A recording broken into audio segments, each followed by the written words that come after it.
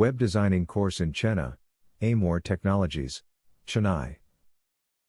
An all-encompassing guide to web design courses paving the way for a prosperous future. Introduction to Web Design. Web design is a multidisciplinary field combining artistic talent, technological expertise, and user behavior understanding.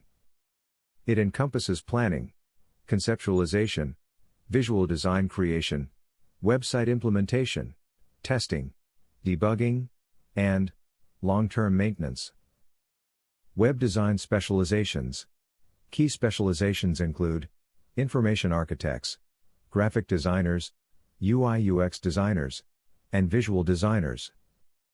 UI/UX designers create digital interfaces for various devices, while visual designers produce ideas for websites, mobile devices, and other products. Information architecture. Information architecture involves creating frameworks for websites or applications, organizing data under headings, tabs, and titles. It is a critical aspect of web design, ensuring effective organization and accessibility of large, unstructured data. Essential skills and education in India. In India, web designers require skills in HTML, CSS, JavaScript, and design tools.